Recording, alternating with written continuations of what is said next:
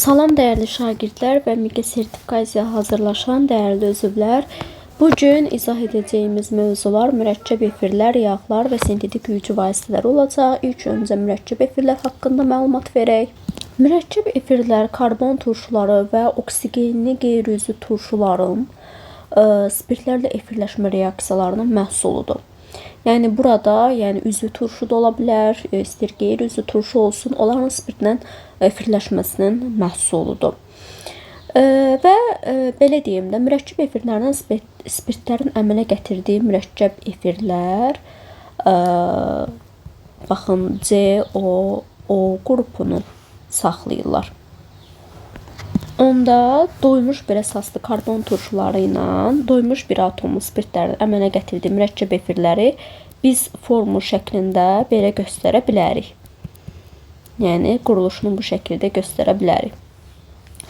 Ümumi formulu isə CnH2nO2-dir. Biz bunu karbon turşularına da demişdik. Demək ki, karbon turşuları ilə siniflər arası izomerdir. Və burada hansı tərəf turşunun qalğıdır, hansı tərəf spirtin qalğıdır, onu bilmək lazımdır. Demək ki, burada baxın, bu hissədə, bu hissəyə kimi turşunun qalğıdır. Bu hissədən bu hissəyə kimi isə spirtin qalğıdır.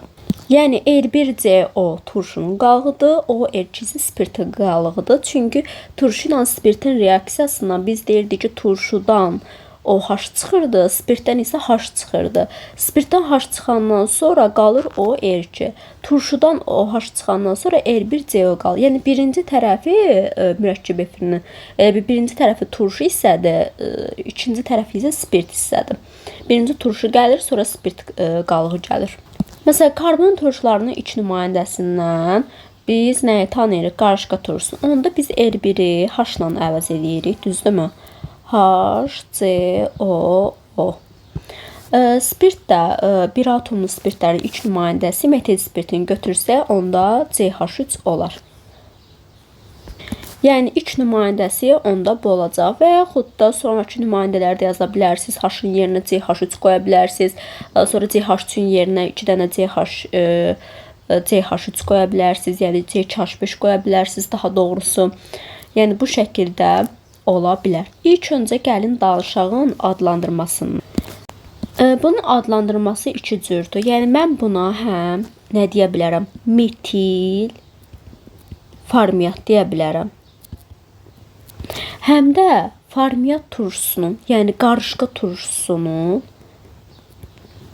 qarışqa turşusunun metil efiri də deyə bilərəm buna. Yəni iki cür ad vermək olur mürəkkəb efirlərə.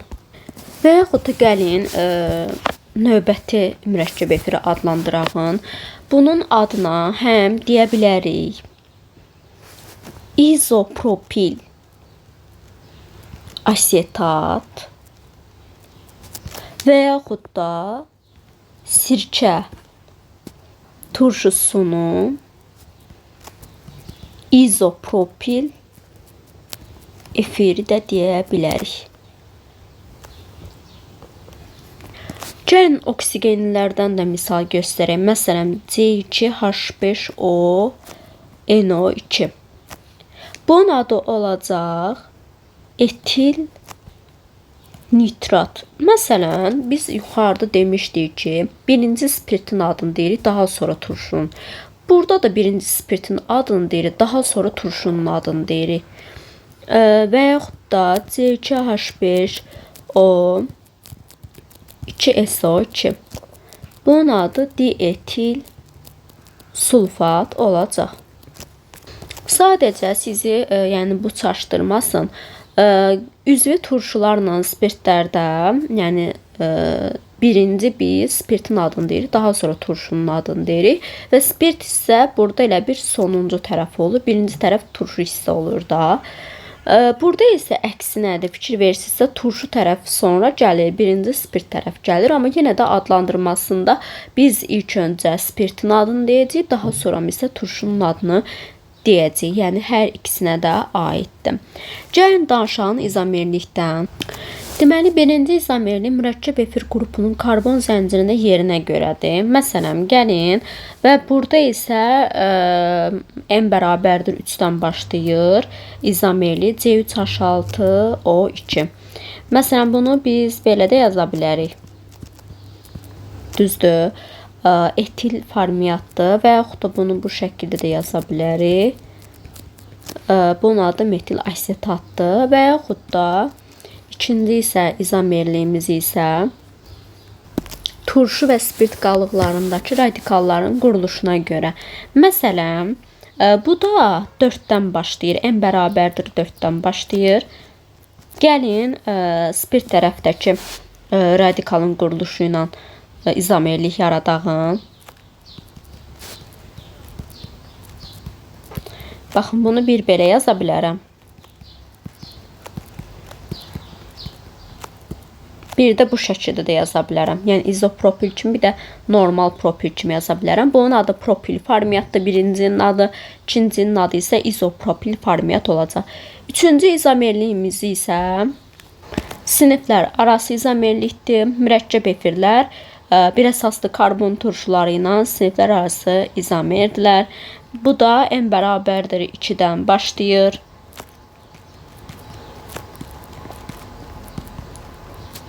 Bu nədir? Metil formiatdır. Bir də belə yazıram. CH3, COH. Bu da sirkə turşusudur. Daha sonra gəlin danışalım alınmasından.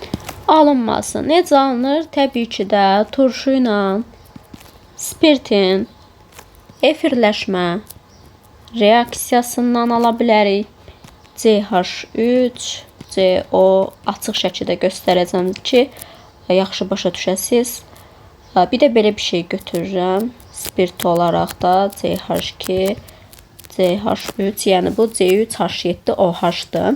Demək ki, burada nə baş verir? Bunu da başqa rənglə göstərəcəm. Asetat turşusundan OH çıxacaq. Spirtdən isə nə çıxacaq? H çıxacaq. İndi buradan nə alınacaq? Buradan alınacaq CH3. Baxın, bu hissəni yazıram. CO. Sonra nə yazmalıyam? Bu tərəfi. Onu baxın, bura yazıram. Bu o da. Başa düşdünüz? Buradakı o isə, baxın, bu odur. Yəni bu budur. Bu isə budur. CH2, CH2, CH3. Bəzən testlərdə görə bilərsiniz, üstündən rəngli rəqəm yazırlar. Məsələn, yazırlar bura 18, burada 18 yazır ki, yəni bu oksigen deməkdir də. Yəni o sizi çaşdırmasın, sadəcə müəyyən etməkdən ötürü yazır. Pidus da təbii ki də su. Bunun adı isə nə olacaq? Propil asetat efiri. Deməli, reaksiya zamanı nə baş verdi? Turşudan OH çıxır, spirtdən isə H çıxmış olur və efirləşmə reaksiyası dönərdi. Yəni ki, mürəkkəb efirimiz su ilə hidroliz olanda yenidən bizə turşu ilə spirti vermiş olacaq. İkinci alınma reaksiyası anhidridlərin spirtlərindən reaksiyasıdır. Məsələn, sirkə anhidridin yaza CH3, CO.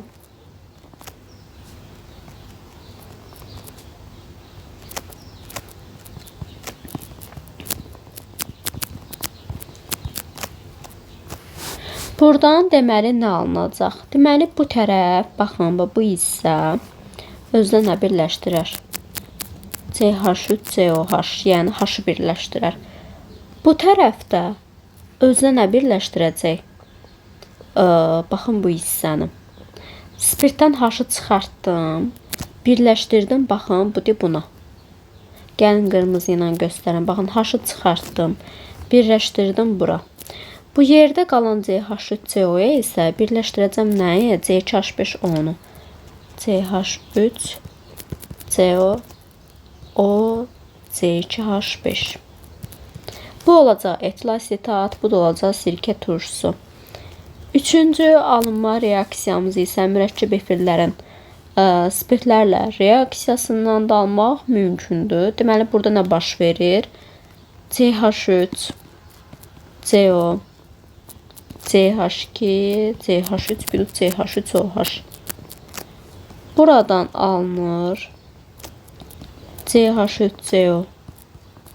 CH3 plus CH3 CH2OH. Deməli burada nə baş verdi? Deməli CH3OH-ın tərkibində olan CH3 birləşir baxın bu hissəyə birləşir də və CH3 CH2-də özünə OH-ı birləşdirəcək. Bu da bunun növbəti alınması. Dördüncü alınmamız isə oksigenli turşuların spirtlərlə reaksiyasını almaq olar. C2H5 OH plus nitrat turşusunu açıq şəkildə yazacağım. Deməli burada nə baş verir? Biz demişdik ki, nə baş verirdi efirləşmə reaksiyası zamanı? Spirtdən H çıxırdı, turşudan isə OH. Deməli C2H5O qalacaq. H-ı itirdi. Buradan da OH itirəcək. Nə qaldı? NO2-miz. Üstə gəlsin su. Bu da belə. Fiziki xassələrindən danışaq. Fiziki xassələr mürəkkəb efirlərin aşağı kütləli olan nümayəndələri suda həll olurlar. Xoş iylidirlər, uçucu mayedirlər. Və mürəkkəb efirlərdə hidrogen rabitəsi ona deyim ki, yoxdur. Hidrogen rabitəsi olmadığına görə, məsələn, karbon turşularında var idi, spirtlərdə var idi, amma mürəkkəb efirlərdə yoxdur. Və mürəkkəb efirlərdə olmadığına görə qaynama temperaturu eyni sayda karbon atomu olan karbon turşularından nisbətən aşağıdır qaynama temperaturu. Sonra gəlin danışaq kimyəvi xassələrindən.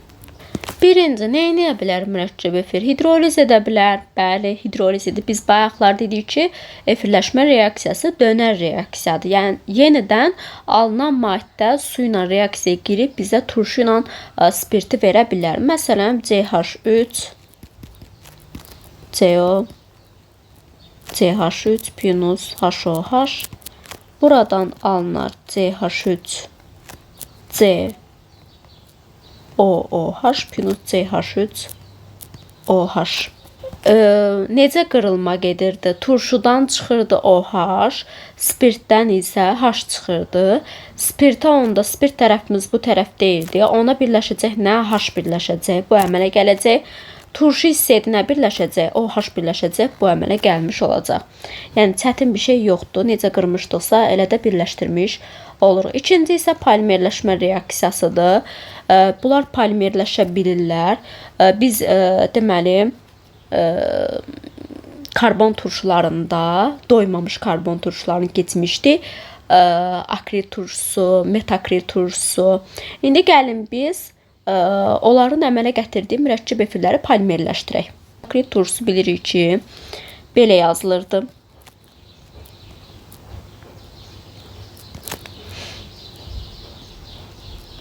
Metil efirini yazacağım.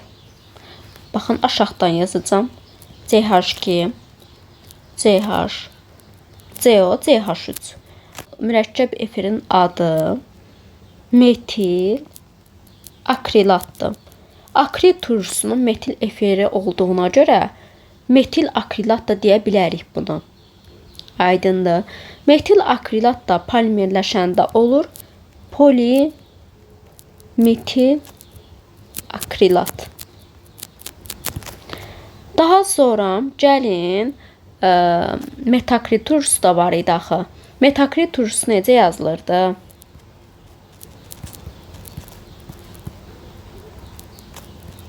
Belə yazılır da. Bu akril idi. Bu da metakril idi. Düzdür. İndi gəlin bu turşunun metil efirini yazaq.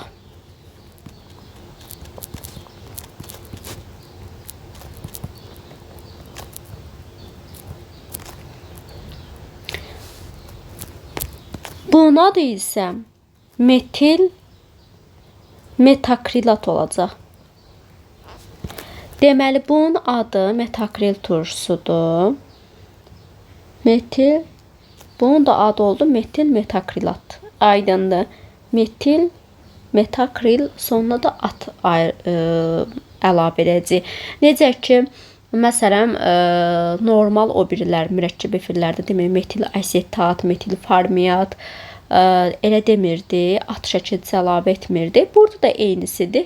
Əgər spirtin adını deyib sonra turşunu deyirəmsə, metil sonda at çəkicisi olur, metil metakrilat. Daha sonra bunu da polimerləşdirəndə yenə kənarlardan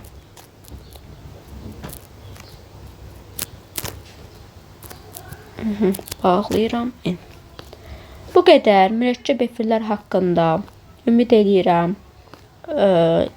izah verə bildim.